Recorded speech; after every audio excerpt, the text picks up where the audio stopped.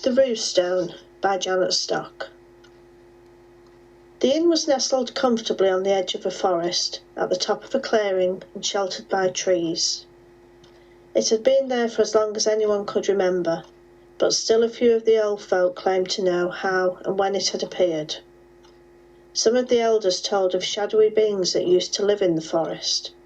They said these shy ones had built the inn as a way of ingratiating themselves with the new human settlers of an infant town, now known as Black Forest.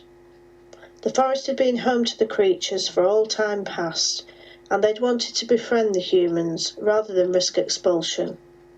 But the gesture hadn't worked, and the early settlers chased them out as feared, taking the inn as spoils. Others said that the inn just appeared overnight. One day the clearing was occupied by the delicate moon-blue deer that made the forest their home. The next, the inn had taken up residence. The fact remained that however it was birthed, the inn was the focal point of the surrounding area and was always busy. Day and night it held locals and travellers of all kinds. Many strange and mysterious figures had frequented the inn, some not being seen for many years, so many years that they were thought to be extinct, as was thought to be the case with the Roo. These were the most enigmatic of creatures, and the patrons spent many a night debating whether these mystical figures still existed. As with the legend of the shadowy beings, there were some who claimed knowledge of the Roo, and some who professed to have seen one in living memory.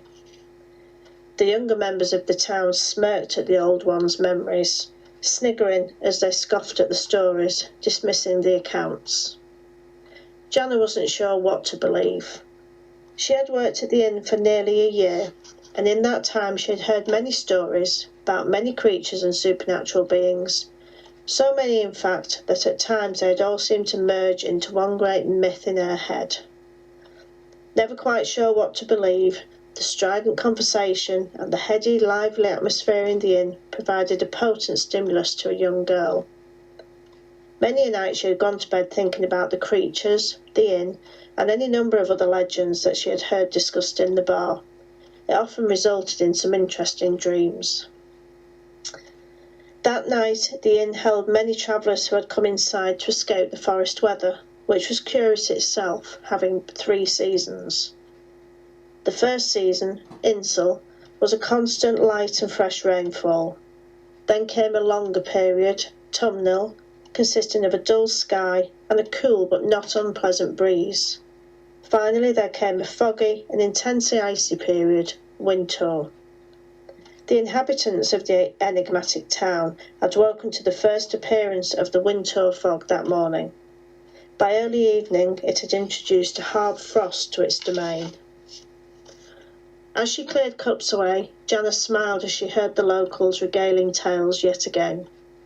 The travellers they were trying to impress sat captive, drinking their ales as if in a trance, the narrators' voices rising in volume with each story, trying to outdo the next. Some of the travellers had been in the inn on previous visits and had heard the stories before. These veterans drifted away and huddled around the fire to talk about subjects that were more interesting to them, such as trade and unfair tariffs.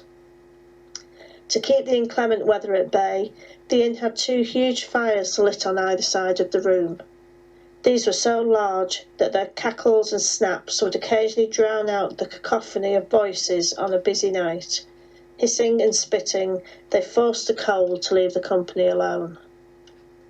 Atop them were huge mantles made from the same pale stone as could be seen on the outside of the inn.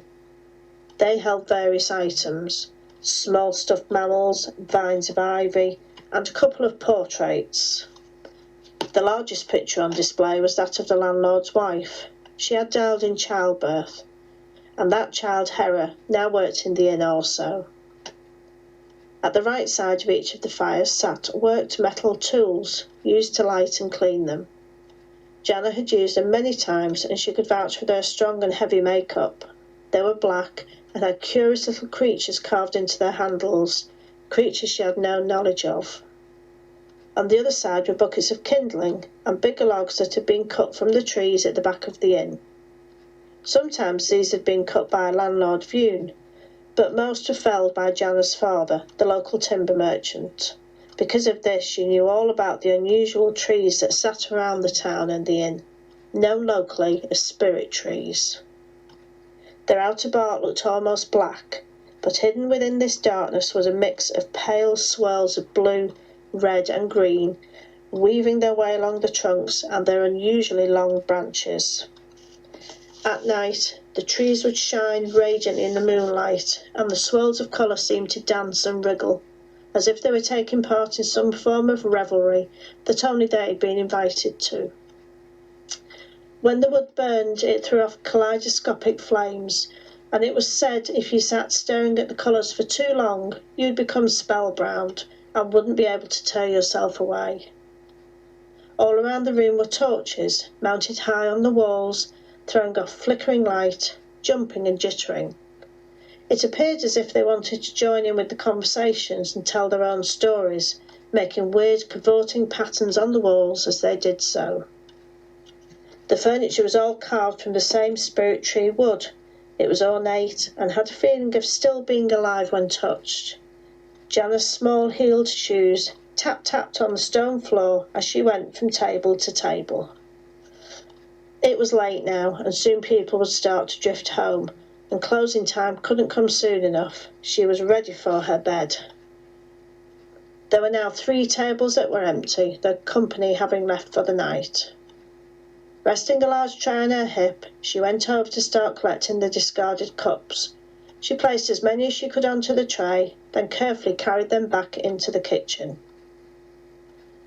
When she walked back out into the bar, she saw him coming through the door. The early winter fog seemed to wrap around him, as if trying to tempt him back out into the night, but he didn't seem to notice the fragile bonds that swirled around him. She could see a low moon hanging in the sky, looking like an ice-blue crystal ball, and it silhouetted him, giving him an ethereal air. He looked around briefly, assessing his surroundings, and being satisfied with what he saw, stepped into the bar. The heavy door slammed shut behind him, just a fraction before the fingers of fog and cold air took hold on the nearest customers. She couldn't take her eyes from him. No one else noticed him at first, but as he walked through the room, Jana saw that the men were halting their conversations. He didn't seem to be aware of or concerned about the attention he was attracting. Confidently, he strode past the wide eyes and open mouths to a booth. Sliding a battered leather sack onto the bench, he sat himself down with a flick of his thick grey cloak. He shook the cloak a little to remove some of the damp, and as he did so his hood fell back and she saw his flowing hair shining in the torchlight. Rubbing his hands together as if to warm them, still either unaware of the interest he had caused or not paying any heed to it, he turned his head to attract her server's attention. Jana exhaled, not realising that she had been holding her breath. The roux was looking straight at her.